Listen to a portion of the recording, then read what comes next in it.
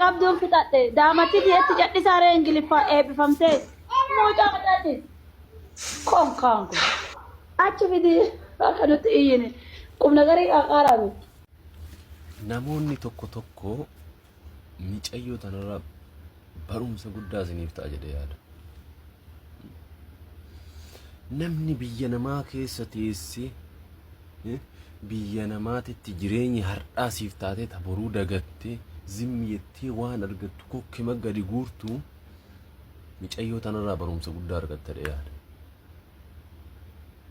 Keessattuu ijoollee biyya namaa jiruuf ka biyya jiru suni jireenya biyyaa keessa jiru san ima jiraata rakkoon qabu.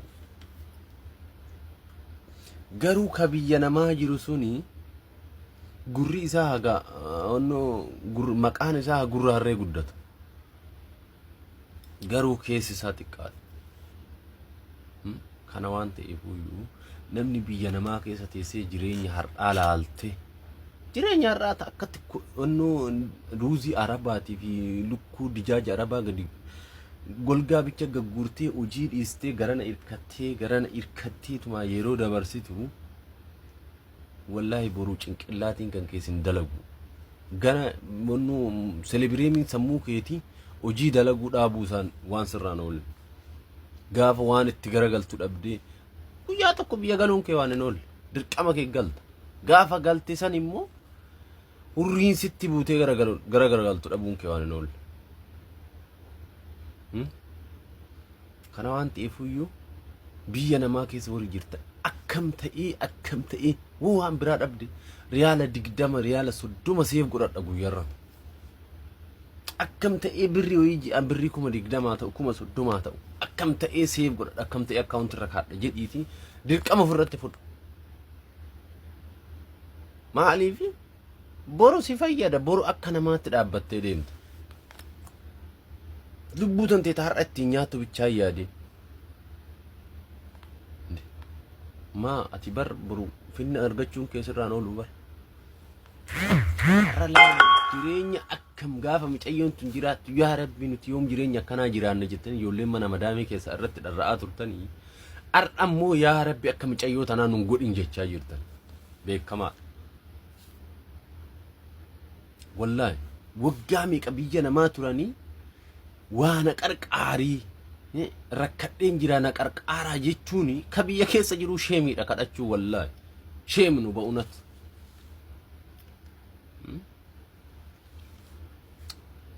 Wallahi barumsa guddaa irraa fudhattan jedhee yaada.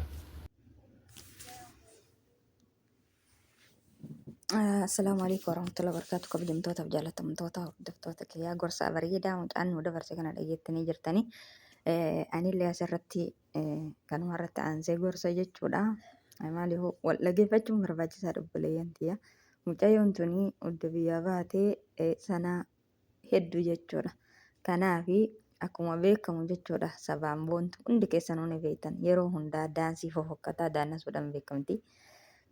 Garuu to'ibadha jette rabbiin irraa haqee baluu mataa kanallee nama dho'ifatee hijjabbatee deemu rabbi si haa taasisu du'aa goona fi namni yoo abaaraan hin qajeelu yoo garuu du'aa godhaniif ni qajeelcha rabbiin. Kanaaf obboleettiin teennatuun hin galtee baay'ee tokko mallaqni harkaa dhumee ammallee rakkoo keessa jirti jechuudha. Osoo hin yaalamin yaalamuudhaaf biyya galte. Wanti kana jechuun ani wanni asirratti dubbachuu barbaade obboleeyyan tiyya hundi keessan wallaahi laziim. Mee dhageeffadhaa gorsa namni isin gorsu kana hattaa nu hundi keenya wal gorsuu qabna gorsa walirraa fudhachuu qabna jechuudha. Amma obboleettiin teennatuun yeroo Dubaayin keessa jirtu odoo fasaada olii gaditti mallaqa fixuu baatte baarukaa fokkataa rabbiin argitee namni isa dirate abaaramaadha. Dubartiin mataa ofitti qaxxaltu abaaramtuudha rabbiin jedhee ergamaan rabbiin alata irratti buuse. Obboleeyyan tiyya kana bituudhaaf mataa kana bituudhaaf qarshii mataan tokkochi qarshii 500 obboleeyyan tiyya. Mataan tokkochi eegeen fardaa kun birri 500 shamaan fokkataan kun jechuudha birri 350.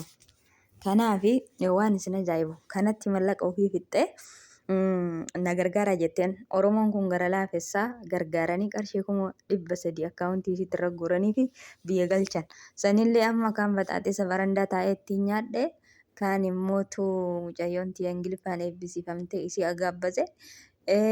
Akkasuma ammallee immoo yitii kaan immoo kaargoon godhadhee kaan kaargoon fudhadhee bakka hawa baay'ee haasofte jechuudha. Ammallee Oromoon mallaqa na haa guurtuu jetti. Ajaa'iba wallaahi lazim ajaa'iba silaa Oromoon tuni jechuudha. Shamarran mana madaamii keessa jiru yommuu of hin bartu haga of argitutti jechuudha akkasii kanatti galtee of hin bartu maaliifuu isilleen akkuma kennaa yoo dalagatteetiin hin jette ni argatti jechuudha. Kanaafuu birri lafaa miti ka isitti ergan jechuudha.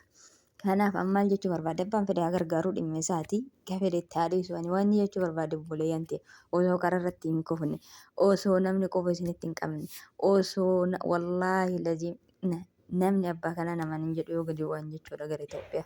Kanaaf birri teessan mallaqa keessan qabadha. Mallaqa keessan qabadha.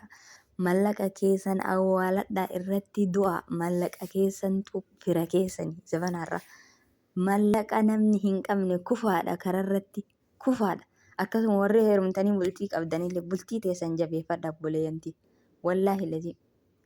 Yoo ka ciqaaciqilleen jidduu keessan jiraatu taate gabbu'aati maali abbaa mana kiyyaa maaluma rakkoon maali sababni ciqaaciqiin kun jidduu teennatti argameef maali jedhiini galii tasgabbeessii deebii obboleettiiti. Bultii teessan ta dura heerumtaniitiin hin jettan ta dura bultii ijaarrattaniitiin hin jettan bultii teessanillee akka laayyootti hin diigina obboleeyyantii. Akka laayyootti hin diigina ilma namaati kun as jira kun achi jira wal dhaba ilkaanii fi arrabni walitti bu'a jechuudha. Walitti bu'eetiin yoo jedhe kalaas yoo galteetiin hin jette waan hunda kana araarfachuu dandeette jechuudha. Homa fedhe mallaqumaan wanni namni irratti wal dhabu waan biraa osoo hin ta'in nagaan osoo wajjin jiraata osoo dhufe mallaqa watti ergite mallaqa balleessee akkana ta'e kaanarraa buusuu iddee maalidde kanuma mataan ho'ise jechuudha zabana kana keessa. Kanaaf bultii ta'e jabeeffadhu siin jedha obboleettii tiyya bultii ta'e illee akka laayyootti hin deegini. Kanaaf inshaallah jajjabaadhaa hundi keessanuu birri teessan qabachuu qabdanii baarakallaahu. Na oro adda wanti ajaa'ibaa aadaa ta'e aadaa Arsii. Okay? Ganda biraatu kan jiru aadaa ta'e na beeksifataara. Okay? Xoroshoo, shaana, aannan, caccabsaa, micciirraa, marqa bicha biraa dhabame. Okay? Marqilleen jiraami lubbu mee keeti na fakkaata. Eshi maqaan keen Daraartuu. Eessatti argama?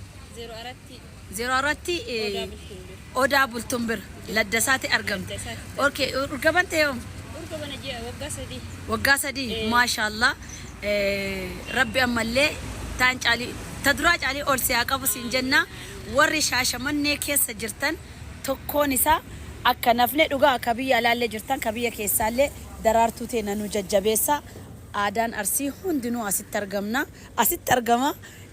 Dhufnee isii irraa haa nyaannu qaxalee teena tana haa jajjabeessinu bakkee itti argamnu Shaashamannee Odaa Bultum biratti argamna laddasaatti argamna. Innaa Oromoo dhaamsa maal dhaamta? Oromoof baay'ee isin jaalannaa baay'ee isin kabajjinaa dhufa aadaa keenya nurraa fayyadamaa jedhaan. Hayyee shi oro galatooma argamti keenya duwwaa 4 Odaa Bultum ladda. Okay, bye.